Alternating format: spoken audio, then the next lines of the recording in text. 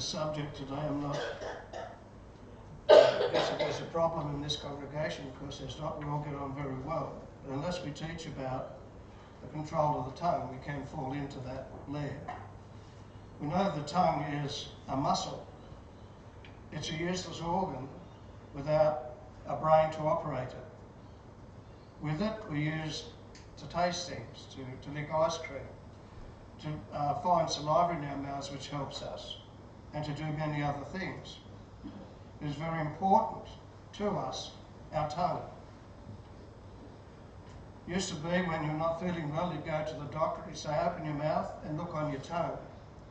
And he would guess that there's some problem, not so much with the tongue, but with another organ in the body.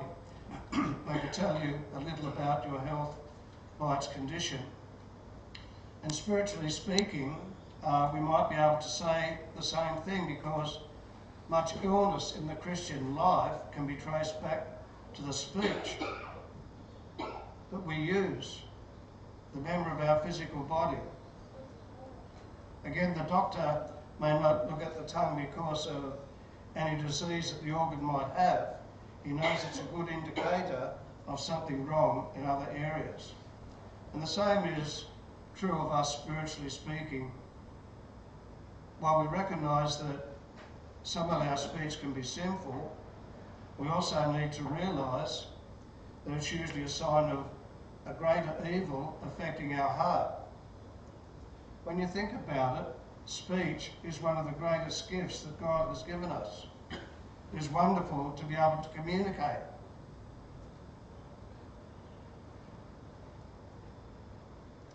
A marvellous ability to speak, given to us by God, how we communicate. Yet of all the blessings that's given to us by God, this one is probably misused more than any others. That passage that Boone just read for us outlines the problem with the tongue. And preachers and teachers are held more accountable because they are constantly teaching lesson and using the tongue and having a greater influence over people, over Christians. It's very important. In Matthew 12 and verses 36 and 37, it says, "And I say to you that every idle word that men shall speak, they shall give account of it on the day of judgment. For by your words you will be justified, by your words you will also be condemned." So it's a serious matter brought to attention in Matthew. It's a frightening thought about what it says there, but the words were spoken by Jesus, and we must understand that he means what he said. James 3 and verse 8 that was read out to us there. It calls the tongue an unruly or a restless evil full of deadly poison. And it can be when you think about your life, and the longer you live, the more you see this happening in people, of just how deadly the tongue can be. No doubt we're all guilty of experiencing difficult, sometimes controlling words from our mouth. It's very easy when we get annoyed or angry to just sprout out or spit out the first thing that comes to mind without even thinking about it first. We might even say, well, I don't swear like some do, or I don't rant and rave as others do. But we can also be just as guilty by what we say, or more importantly, how we say it. We might be right in what we say, but just as wrong as how we say it. We need to realise our venomous words are compared to deadly poison in God's word. Come over with me to James chapter 1 verse 26.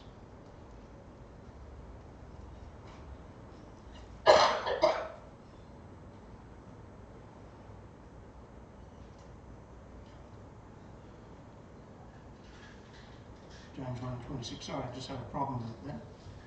"If anyone among you thinks he is religious and does not bridle his tongue, but deceives his own heart, this one's religion is useless." Our tongue, instead of destroying our physical body, it has the power to destroy our Christianity and how we work for God and how we are seen by people. James also tells us the tongue cannot be tamed. If this was the only statement, then we could say we have no hope. But he goes on to give reassurance. He says it can be controlled. You know, we can bring a wild animal into our home and keep it as a pet. By love and care, we can train that animal to be a pet, take out its instinct for viciousness. But if we relinquish, if we stop that training, if we stop that attention, then that animal will revert back to its wild nature. And we're told here that the tongue is considered the same in the same manner. By constant care, tempered with love, keep our speech harmless and enjoyable. But ignore that, and it too will revert to its nature. If we don't practice control, we'll revert back to what we were before we became Christians. But part of this lesson will be in some of the positive aspects of a picture of the tongue. James in chapter 3 and verse 3 refers to bridle or bit and how it is used to control a horse. A large animal with great speed, great strength, dangerous when not controlled. If the bit falls out or becomes loose, the animal becomes free. How many times are we guilty of letting the bridle slip from our own mouth and rushed out words that are uncontrolled and wild? What is the bridle we should use? The first one is love. The second one is prayer. And the third is self-control through the help given to us by Jesus. Very important matter. There's a lot of attention given in the New Testament especially about the use of the tongue. James refers in verse 4 of that passage we read of a ship's rudder. It's used to control a very large ship. Uncontrolled, the ship can founder with great loss of people and property. On a ship, the rudder is one of the most important pieces of equipment. It keeps the ship in the right direction to safety. The tongue too is very little, but it can also do very big things. It can and must be controlled to take us through the stormy times in our life so that we remain calm, or it can be given away and we'll be driven to danger and perhaps spiritual death. While we're still in James, we'll go over to chapter 3 and verses 5 and 6 again. Even so, the tongue is a little member and boasts great things. See how great a forest a little fire kindles, and the tongue is a fire, a world of iniquity. The tongue is so set among our members that it defiles the whole body and sets on fire the course of nature, and it is set on fire by hell. Again, a couple more examples here in James about the tongue. In Australia now, it is bushfire season, and many of the fires start very small, hardly anything. But after the wind and everything catches, it can go on and take lives, take property, truly destructible. Small fire will sweep all before it. It takes a lot of effort to put out an uncontrolled fire. Even when this is done, the marks left by it are still visible. James, in comparing the tongue to fire, says it will defile the whole body and destroy in it bystanders. And isn't that the truth? We can try to condone our use of gossip by sometimes saying, well, where there's smoke, there must be some fire.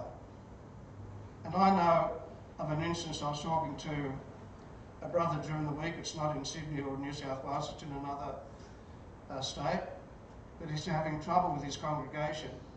He's been teaching there for a while, and I've known him since he was a young fellow.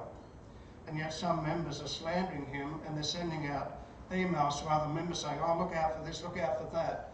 And none of the things are true. And it just grows and grows. Some people think, oh, there must be something to that if someone's saying that. And that's what can happen with our tongue. We just let it slip. The only fire is that of malice. A man by the name of William Jordan says, malice is the incendiary of firing off the reputation of another by the lighted torch of envy, thrown into the innocent facts of a life of superiority. In other words, trying to ruin the lives of others. I know probably most of you have experienced this in your workplace. I know I did when I was working at times, that people were trying to tear you down, talking behind your back and saying, oh, Warren's going to do this, and we've heard this, and a lot of it is just made up. It's to destroy the personality, to interfere with their life, ruin their life. Again, same versatile materials as before. To overcome those is love, prayer, and self-control. Of course, with the help of God. Since we can see the danger of non-controlled tongue, we need to look at a few of the sins it's caused by allowing our words to have free rein. And unless they are controlled, we can lose our eternal destiny with God. Some sins of the tongue are directly against God, and blasphemy is one of these. It happens when we utter defamatory words against God.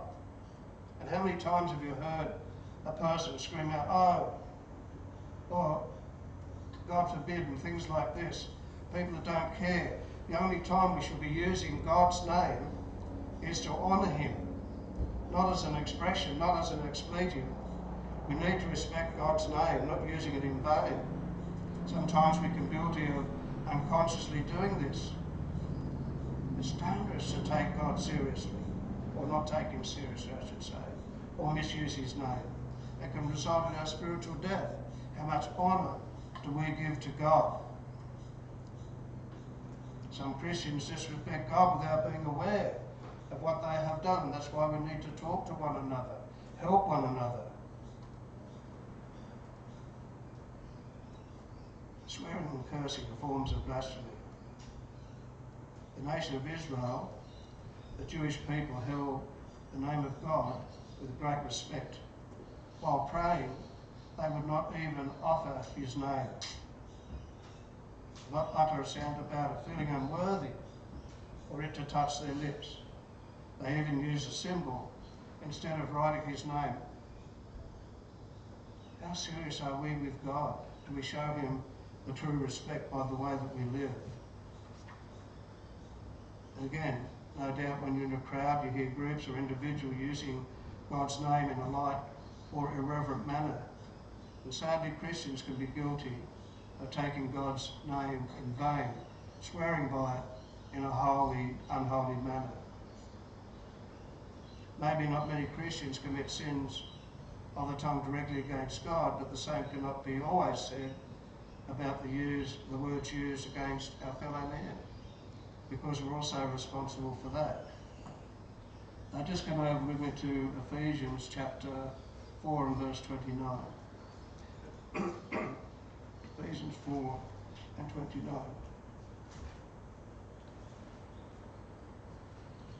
Let no corrupt word proceed out of your mouth, but what is good for necessary edification, that it may impart grace to the hearers.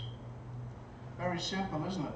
Let no corrupt word proceed out of your mouth, but what is good or what is necessary for edification, for building up, for encouraging.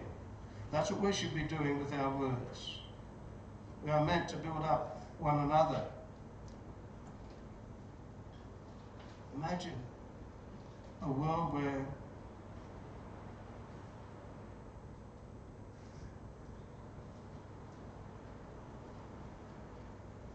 sorry, I just missed a place in my notes. A quote from a gentleman says, "When I want to speak, let me think first." And that's how it should always be, not just rush out the first thing that comes to mind, as we mentioned earlier. Is it true? Is it kind? Is it necessary? If not, let it be unsaid. Maybe that's the hardest task for many people, to not say something. A lie. Many today would have us believe there are different shades of truth. A little white lie, a little grey lie, or in a really black lie. And one of the ones I hate the most is when someone says to me, I'm telling you the honest truth. It should not need to be clarified. If it's the truth, it's the truth. It's not the honest truth. It goes without saying that people say that to you. Why clarify? God's word makes it very clear. 1 John chapter 2 and verse 21.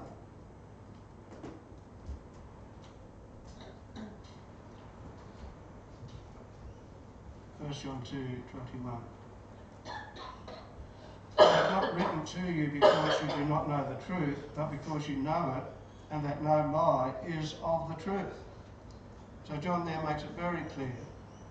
Plain language, we are not to lie. No shades, no trying to make shades respectable, and no justifying ourselves. Gross exaggeration, stretching the truth, so that the listener gains a mistaken idea. This is not to be part of the Christian life. Lies are like peanuts. You can never stop at one. On it goes, it needs another one to cover the previous one. That's why it needs to be always truthful, and we think about what we're saying, because soon your word can't be trusted, and Christians do not need to be like that. There's also a case of not telling something that is truth, omitting something which leaves the wrong impression about someone, and you've probably had that happen to you.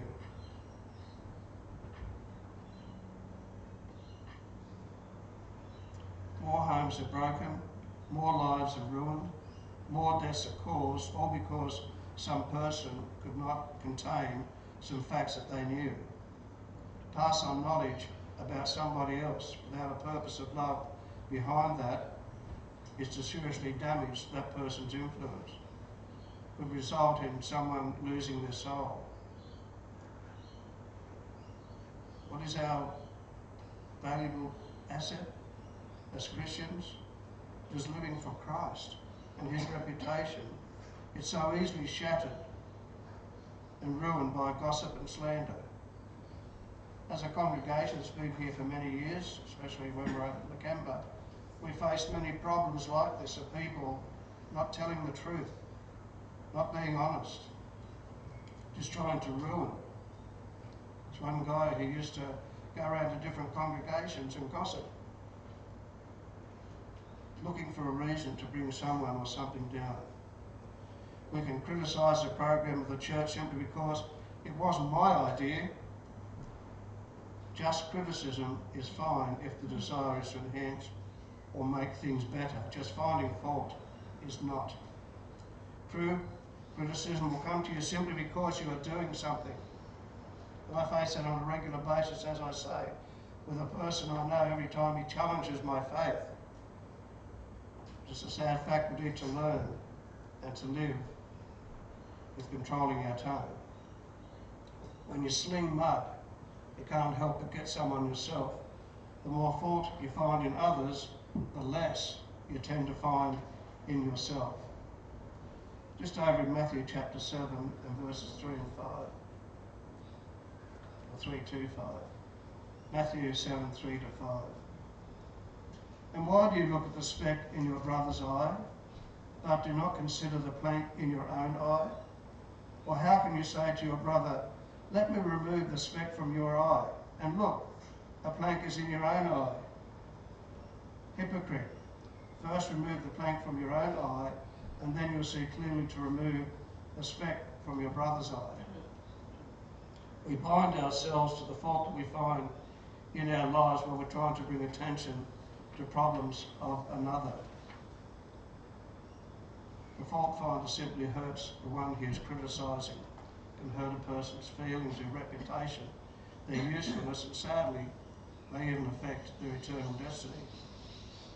Constant criticism is something that should not be a part of our lives. Just quickly, there are many causes for trouble starting with the tongue. One is frustration, not being able to control ourselves or vent our feelings in words. Sometimes it's because we cannot accept ourselves for who we truly are, and we need to see changes. We can carry with us problems and difficulties in life. Selfishness. This is a love of self, being happy when others fail. We try to build ourselves up at the expense of others. Inconsistency. We say we believe God, but we do not have enough faith to take him at his word. Immaturity. Little children will say just exactly what comes to their mind. They have not matured to the point where their judgment controls their speaking. Immaturity in the Christian life will cause us to commit sins of the tongue. We need to study this more in order to be mature, grown-up Christians, not responding to things that are happening around us that are not true. Jealousy. Envy and jealousy will often be found in an outlet of vicious words against others. If we're honest, we'll find that jealousy is at the heart of many of our problems, especially as it relates to the tongue. It takes a lot of love and prayer to help overcome these problems. If we don't, then we're in danger of not spending eternity with God.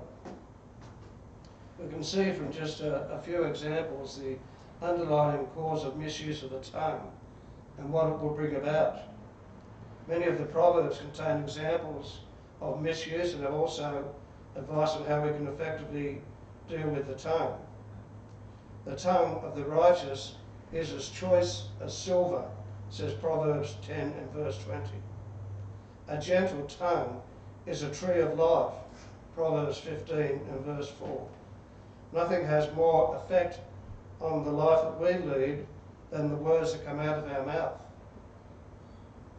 He who keeps his mouth and his tongue keeps his soul from trouble, says Proverbs 21 and verse 3. In regard to the speech or tongue, just quickly we'll look at Colossians 4 and verse 6.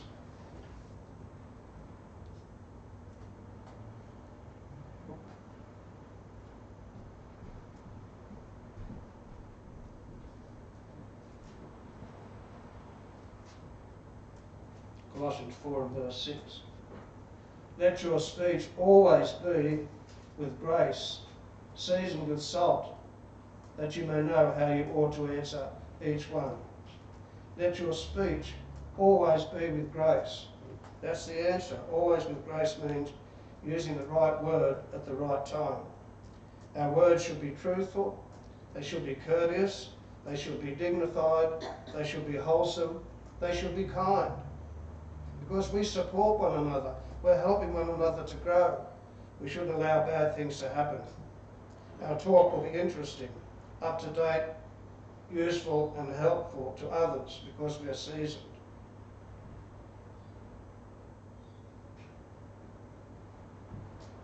Our speech should have a positive influence on our listeners. Our tongue should not be cut or otherwise wound, I just read that wrong in my notes. Our tongues should not cut or otherwise wound others, but will serve to heal the spiritual ills of others. The ability to speak is a tremendous gift from God. When it's used to its fullest potential for good, it will serve him, it will honour him, and give him glory, and that should be our aim. A wisely controlled tongue can do a lot to secure our spiritual life. We can create a tremendous relationship with our loved ones and our fellow Christians. Love will help us to use our words in the proper way. We all need to be praying that we can be guided by this lasting asset of Christian life. Let our attitude in what we say and what we hear be as expressed by an unknown writer who said, and I quote, "Oh, the comfort, the inexpressible comfort of feeling safe with a person, having neither to weigh thoughts nor measure words, but pouring them all right out, just as they are, chaff and grain together, certain that a faithful hand will take and sift them, keep what is worth keeping, and with a breath of kindness blow the rest away." End of quote. Pretty much sums up how our tongue should be controlled and what we want to hear from others. And again, it's all in our attitude. Our attitude and the words we use must be seasoned by the Word of God and with the love of Jesus. As I mentioned earlier, it is a tool that we should be using to help and encourage one another and encourage people that we come into contact with, that we're not seen as someone who can't be trusted, someone whose words cannot be believed. We need to live lives that are direct, that are helpful, and help us to grow. We understand and sing.